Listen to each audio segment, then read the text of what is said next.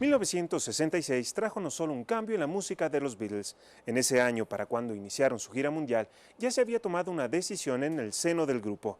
John, Paul, George y Ringo no volverían a presentarse en público nunca más.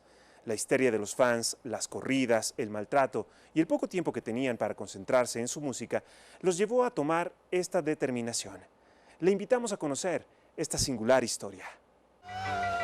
Cuando los 4 jóvenes británicos se reunían en los bares de Liverpool para entonar unas canciones, jamás imaginaron que se convertirían en la banda más aclamada de la historia del rock y con un éxito comercial sin precedentes.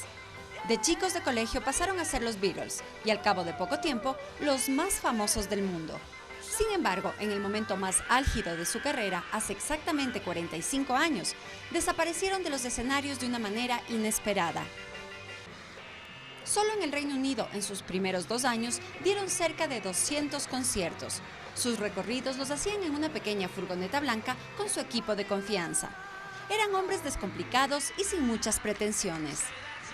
Ni ellos podían creer lo que habían provocado. Enormes recintos completamente llenos. La histeria que rodeaba cada concierto jamás se había visto. En 1963 ya se dieron cuenta de que los gritos de sus fans hacían que sea imposible escucharlos. Ni ellos mismos lograban saber si estaban afinados o no. Esto, unido a los problemas técnicos que siempre se presentaban, hacían que sus voces se desvanezcan en cada show.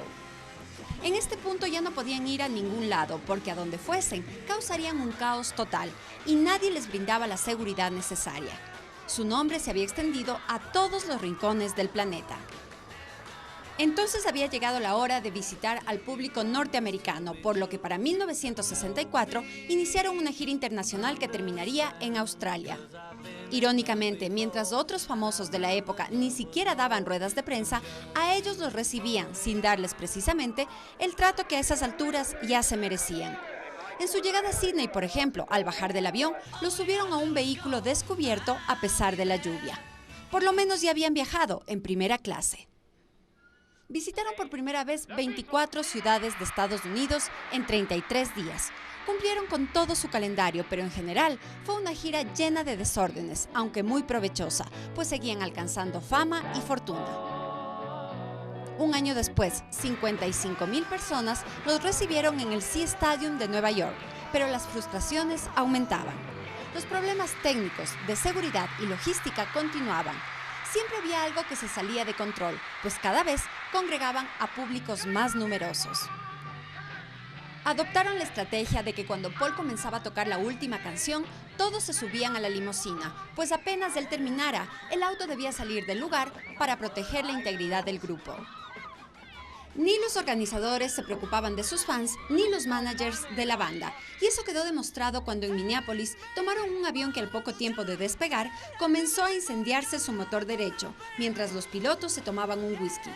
Afortunadamente no pasó a mayores, pero al parecer nadie entendía el verdadero valor que el grupo tenía ya en esos momentos.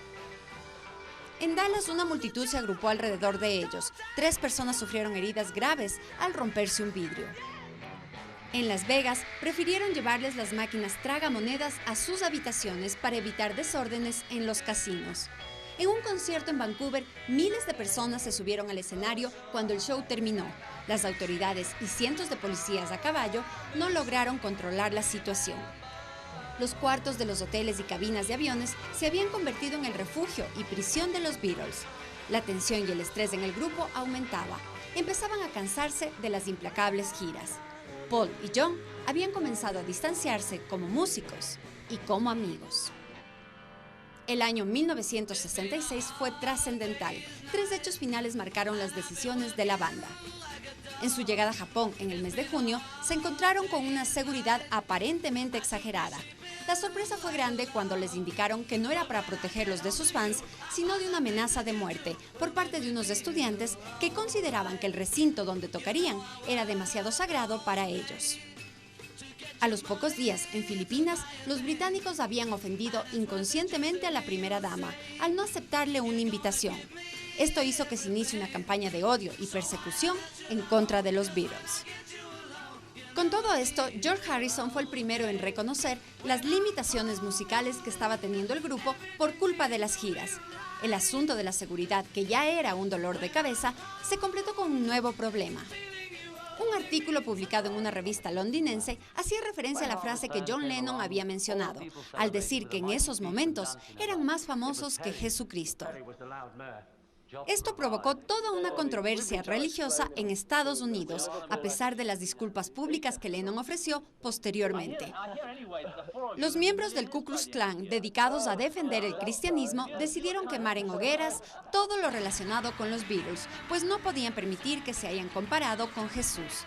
Esto sucedía 2 semanas antes de que el grupo llegara a su nueva gira por Norteamérica. Los recibieron con amenazas de muerte, boicots de radios y discos en llamas en diferentes ciudades.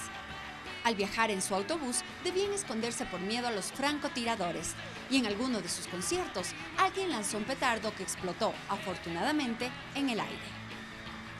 Aparte de todo esto, al grupo más rentable de la historia le seguían negando las comodidades más básicas a la hora de tocar. Se presentaban incluso en escenarios descubiertos en medio de la lluvia.